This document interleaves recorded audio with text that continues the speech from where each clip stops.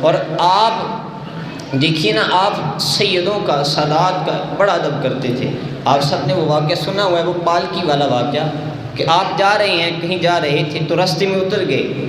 آپ نے کہا، وہ جنہوں نے پالکی اٹھائی ہوئی تھی نا، اس وقت جس طرح یہ دلہن کی ڈولی ہوتی ہے نا، اس طرح پالکی ہوتی تھی، 4 لوگ اٹھاتے تھے اسے، اور پھر کوئی اس میں بیٹھتا تھا، بڑا جو عالم ہو یا کوئی بادشاہ ہو، اسے لے کر جاتے تھے، اس نے کہیں جانا ہوتا۔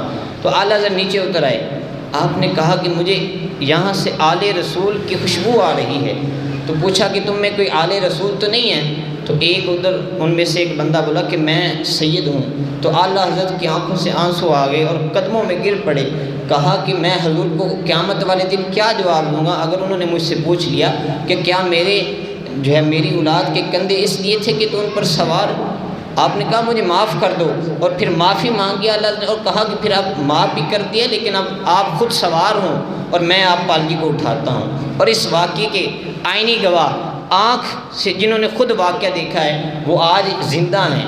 کم از کم ان کی عمر 100 سال 140 سال، یہ پتہ نہیں کتنی ہے۔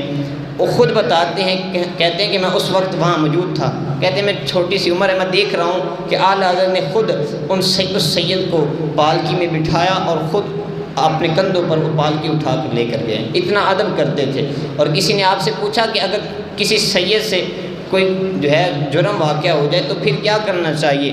تو اعلیٰ حضرت نے کہا کہ اب قاضی کی تو مجبوری ہے، جو جج ہوتا ہے، کیونکہ شریعت کا نفاذ بھی ضروری ہے، اور وہ اسے سزا دے، لیکن نیت یہ کرے کہ میں سزا نہیں دے رہا ہوں، بلکہ سید کے پاؤں میں کیچڑ لگ گئی اور میں اس کیچڑ کو صاف کر رہا ہوں۔ دیکھیے کتنا ادب ہے، ادب تھا نا اعلیٰ حضرت میں۔